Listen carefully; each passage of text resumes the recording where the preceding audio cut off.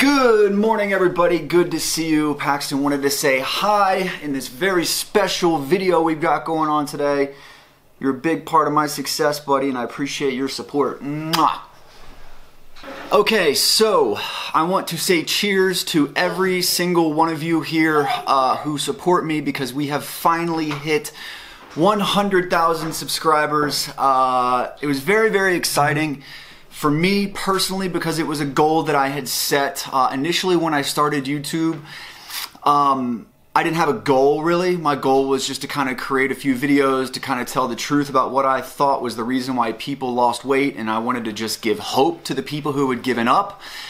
During my first few videos, my wife was actually pregnant with Paxton, and so having a YouTube career was not in the cards at all. Then all of a sudden my videos kind of started gaining momentum, and I started thinking, wow, this is going to be difficult, but I think I might give this a shot. And so I remember my fourth video, I think I said to myself, I've got 2,000 subscribers right now. What if I could get to 100,000 subscribers?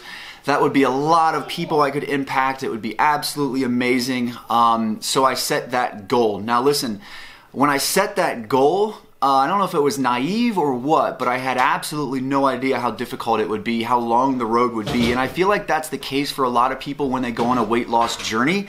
In the moment, you're committed, everything's great, you're excited, you set this big goal and you march towards it. And then all of a sudden, bang, something hits you and knocks you off course, and it's up to you to get back on or fail. So that happened to me a lot, as many of you know who have followed me for a long time. The birth of my son was the greatest thing ever, but it was also extremely challenging because he had colic. And my style of videos is opening up my life to you guys. And if you don't know what colic is, it's basically uncontrolled crying, nothing you can do about it. Drove my wife and I absolutely insane, made picking up a video camera extremely difficult. So I kind of took a little hiatus then. I wasn't super consistent, but nonetheless I stayed committed. I just kind of said, hey, the storm will pass and everything's going to be good. I'm going to keep doing the best that I can. Then basically a lot of things started happening, and I ended up coming out to Denver, Colorado to take a job with the University of Colorado Hospital. And I got caught in that situation trading my passion for security. I became very worried about my financial situation with the addition of Paxton to our family, the insurance situation, just a lot of things weighing on me, the longevity of what I do for a living. Let's be honest, I'm 36 years old, and you know, I'm in the fitness industry. So there's an expiration date on that, unfortunately. But those are kind of the things that I was thinking, and I took the job, and I found out the hard way never to trade your passion for security. It was an amazing opportunity, but all of a sudden I found myself in Denver, and what I did was I went back to my passion. And I think that out of that situation, it was probably one of the best things that ever happened to me, because I realized, hey, there's nothing else out there. This is it. Stay true to who you are. Stay true to what you are put on this earth to do. Those little voices inside your head that say you need to help people. You have what it takes. Never shut those off again. And so here we are now. We've had an epic keto meetup. I've helped thousands of people. And I just want to thank you personally for letting me and my family be a part of your journey.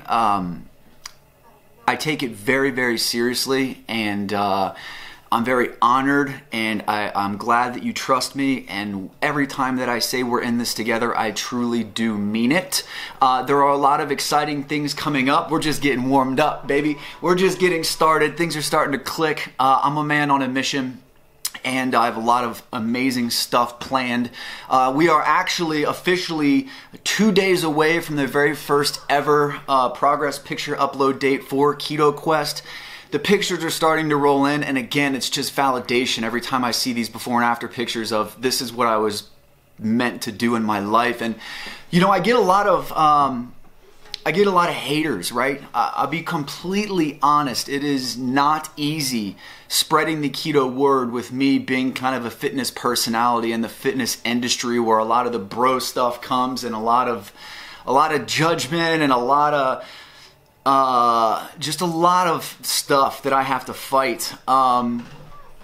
But whenever and it gets extremely frustrating, guys, I'm not even gonna lie.